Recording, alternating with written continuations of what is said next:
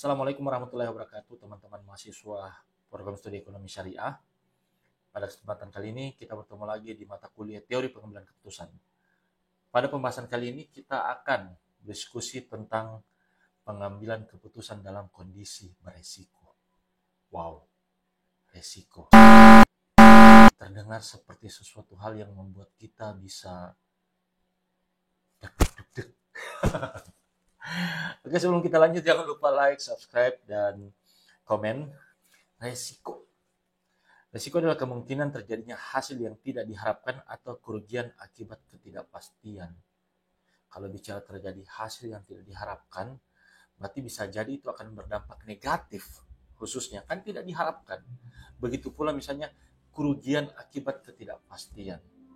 Kita kasih contoh misalnya resiko yang kita kasih resiko yang hubungannya tentang kerugian akibat ketidakpastian. Contoh hal, kita mendaftar di sebuah tempat kerja, atau bisa jadi kita mendaftar di perguruan tinggi yang mungkin saja kampus itu memiliki standar, khususnya mahasiswa-mahasiswa yang memiliki predikat peringkat terbaik. Pasti di sini muncul yang namanya kerugian akibat ketidakpastian. Kalian pergi mendaftar, kemudian tes wawancara di suatu perguruan tinggi atau tes wawancara di tempat kalian akan bekerja. Nah, kalian belum tahu berhasil atau tidak berhasil. Ini yang namanya risiko. Ketika kita memulai suatu pekerjaan, memulai suatu usaha, kita tidak pernah tahu apakah kita berhasil atau tidak berhasil. Nah, itulah yang namanya risiko. Di setiap bentuk aktivitas, setiap bentuk kegiatan yang kita lakukan, pasti ada yang namanya risiko. Ketika teman-teman mulai mengambil yang namanya masuk menjadi mahasiswa pada perguruan tinggi, pasti ada risiko. Yang pertama, tentu ada biaya yang dikeluarkan. Tentu ada waktu yang dikorbankan. Bisa jadi kita tepat waktu selesainya, bisa jadi juga tidak tepat waktu. Nah, tinggal bagaimana kita bisa memanage risiko tersebut. Oke, kita lanjut lagi. Karena setiap keputusan itu mengandung risiko. Hasilnya tidak pasti, tidak bisa dipastikan sepenuhnya. Tentu, siapa sih yang bisa bilang, yang bisa jamin bahwasanya saya pasti berhasil? Tidak ada. Saya pasti mendapatkan uang yang besar dalam usaha ini. Tidak. Kita tidak tahu ke depannya kita seperti apa. Berhasil atau tidak berhasil. Sukses atau tidak sukses. Nah, disitulah pentingnya kita menggunakan alat analisis. Seperti yang sebelumnya saya sempat sampaikan, bahwasanya kita bisa menggunakan probabilitas dalam hal mengukur keberhasilan, tingkat keberhasilan kita dalam melakukan suatu aktivitas. Tetapi pada intinya, bisa jadi berhasil, bisa jadi juga tidak berhasil. Selanjutnya, jadi resiko itu bersifat objektif dan resiko itu bersifat subjektif. Dikatakan objektif, dapat diukur secara statistik. Kemarin kita sudah sempat membahas probabilitas. Jadi kita bisa ukur tingkat keberhasilan kita atau tingkat produksi kita jika kita menggunakan misalnya sekian jumlah karyawan. Itu kita bisa ukur menggunakan statistik. Kita bisa melihat seberapa besar misalnya tingkat pemahaman masyarakat tentang perbankan syariah. Atau sejauh mana keputusan masyarakat dalam hal misalnya keputusan masyarakat khususnya pada perbankan syariah. Kenapa sampai menggunakan perbankan syariah? Nah, itu kita bisa ukur menggunakan alat statistik, bisa menyebarkan kuesioner. Kalau bicara soal subjektif, resiko yang bersifat subjektif itu persepsi individu terhadap ketidakpastian. Ingat, persepsi Anda terkait tentang pasti atau tidaknya sesuatu itu kembali ke Anda. Kembali lagi bahwasanya individu yang menentukan berhasil tidaknya itu hanya bersifat logika. Makanya dia bersifat subjektif. Seperti begitu. Pasti tidaknya kan kita tidak tahu berhasil atau tidaknya nanti kita ke depannya dalam memulai suatu usaha. Olehnya itu, itulah yang namanya resiko. Jadi ingat ya, resiko bersifat dua, objektif dan subjektif. Selanjutnya, kondisi beresiko. Kondisi beresiko terjadi ketika pengambilan keputusan mengetahui kemungkinan hasil yang berbeda. Nah, ini tentu akan berbeda lagi. Kondisi beresiko terjadi ketika pengambilan keputusan mengetahui kemungkinan hasil yang berbeda. Bisa jadi apa yang kita putuskan saat ini itu akan berdampak pada masa depan kita. Anda memilih untuk melanjutkan studi, tentu akan berdampak dengan hasil di masa yang akan datang. Ketika Anda sudah menjadi sarjana, Anda akan berpikir lagi, mau bekerja di tempat perusahaan misalnya, atau memulai sebuah usaha. Jadi kemungkinan hasilnya akan berbeda. Yang Anda notabene-nya adalah sarjana ekonom. Kalian berpikir misalnya nanti saya mau menjadi ekonom muda, saya mau bergabung di sebuah perusahaan. Tapi ternyata pada realitanya berbeda. Bisa jadi kemungkinan hasil yang berbeda. Itulah yang namanya kondisi beresiko. Selanjutnya ada kondisi beresiko namun tidak dapat menentukan dengan pasti hasil mana yang akan terjadi. Kita tidak tahu apa yang terjadi nantinya. Kita belum bisa pikirkan apa yang harus kita lakukan nanti. Sekarang teman-teman misalnya masih dalam posisi semester 4. Nanti masuk semester 5, masuk semester 6, kalian tidak tahu lagi. Karena fluktuasi itu, resiko-resiko itu kapanpun bisa terjadi. Misalnya teman-teman tertimpa musibah, atau misalnya teman-teman harus cuti karena minta maaf karena misalnya terkendala uang semester, uang SPP, kita kan tidak tahu seperti begitu. Ada sebuah contoh lain yang bisa kita coba lihat, khususnya pada kondisi berisiko, misalnya kita berinvestasi dalam sebuah, berinvestasi saham di bursa efek misalnya. Kita lihat ada perusahaan-perusahaan misalnya Philips Securities dan sebagainya yang sekarang misalnya sedang booming. Atau misalnya kita mau mengambil membeli sahamnya misalnya salah satu brand minuman yang ternyata dalam hal ini itu sudah mulai diboykot. Ternyata setelah kita awalnya kita berpikir bahwasanya siapa sih cuan banyak nih. Ini perusahaan yang sudah pasti berhasil, sudah banyak yang peminatnya, sudah banyak yang mengambil keputusan untuk membeli produk tersebut. Ternyata terjadi kasus, terjadi satu dan lain hal sehingga orang memboikot produk tersebut. Alhasil apa? Sahamnya turun. Uang kita tidak bisa dapatkan.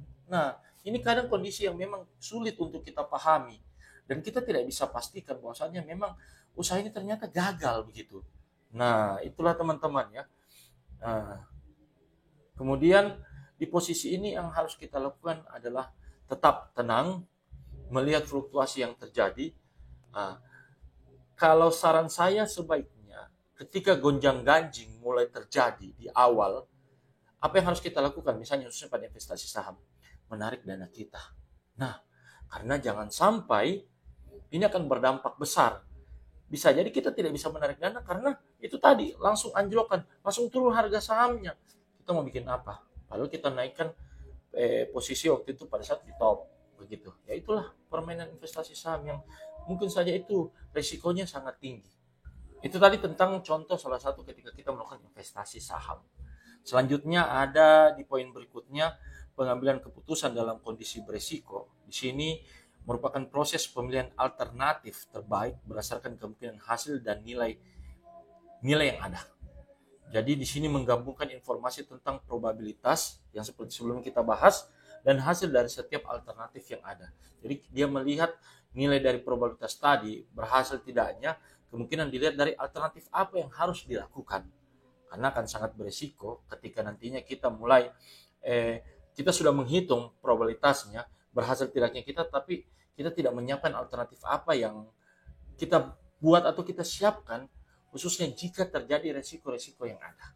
Jadi teman-teman ketika nantinya sudah menghitung rasio keuntungan nanti kita akan mendapatkan begini, kita harus punya alternatif juga. Bahwasanya tidak, saya harus buat seperti ini nanti, jangan sampai terjadi apa-apa, kita tidak memiliki yang namanya plan B gitu. Kemudian apa tujuannya? Untuk meminimalkan kerugian atau memaksimalkan keuntungan dalam kondisi ketidakpastian. Itu gunanya alternatif tadi. Ini akan meminimalisir kerugian atau bisa jadi memaksimalkan keuntungan dalam kondisi ketidakpastian. Tidak ada yang tahu, khususnya di pasar saham.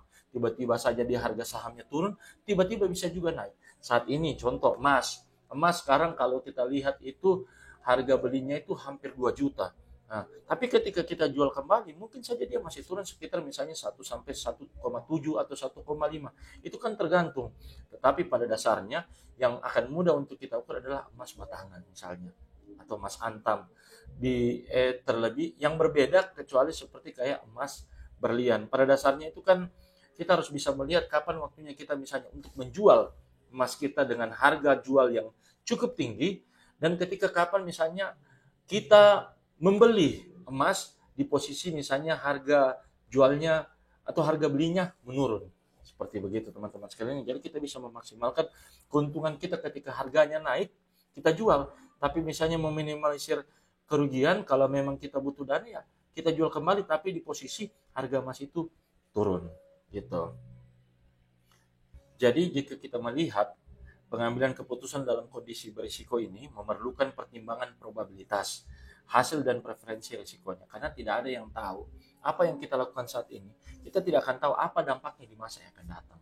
Sama seperti tadi yang sebelum saya sampaikan sebelumnya, bahwa ketika teman-teman sudah memilih untuk menjadi seorang mahasiswa, kalian sudah mempertimbangkan banyak hal, dari mengorbankan waktu, mengorbankan biaya. Nah, tentu dua hal ini tidak sepele. Ketika teman-teman harus dihadapkan dengan misalnya sekarang misalnya krisis moneter misalnya, bagaimana cara kalian untuk membayar uang kuliah ketika penghasilan orang tua kalian rendah atau menurun pada saat posisi misalnya penjualan. Terus ketika posisinya misalnya kalian itu harus bisa selesai tepat waktu, tetapi ternyata banyaknya aktivitas yang kalian lakukan ini akan berdampak pada penyelesaian studi kalian. Ingat, organisasi itu baik buat kalian, tapi tentu organisasi memiliki resiko. Kebanyakan mahasiswa saat ini itu memiliki banyak organisasi intra atau ekstra yang dilakukan. Sehingga apa? Dampaknya itu membuat masa studinya itu jadi lebih panjang, lebih dari 4 tahun. Nah, tapi itu kan tergantung orangnya. Tapi banyak juga yang berhasil dengan organisasi, tapi berhasil juga di akademik. Karena dia bisa meminimalisir organisasi tadi, dia bisa meminimalisir resiko yang ada, sehingga dia bisa mengatur step by step yang mana bisa dia selesaikan. Begitu. Dia bisa atur bagaimana dia berorganisasi, dia bisa atur juga bagaimana akademiknya. Sehingga dia bisa selesai tepat waktu. Jadi teman-teman, pemahaman yang baik terhadap teknik-teknik pengambilan keputusan akan membantu menghasilkan keputusan yang lebih rasional dan terukur. Ingat, resiko itu ada. Dimanapun resiko pasti ada. Tinggal bagaimana cara kita mengukur dan meminimalisir risiko itu sehingga itu bisa menjadi keuntungan buat kita ke depannya. Seperti itu. Baik teman-teman, di akhir video ini akan ada kuis. Jangan langsung di skip. Nanti silakan teman-teman menjawab kuisnya di kolom komentar. Jadi ingat, saya mengharapkan kontribusi teman-teman dalam diskusi mata kuliah ini sehingga nantinya teman-teman akan mendapatkan nilai yang memuaskan. Sekian dari saya, terima kasih. Sukses selalu buat teman-teman sekalian. Assalamualaikum warahmatullahi wabarakatuh.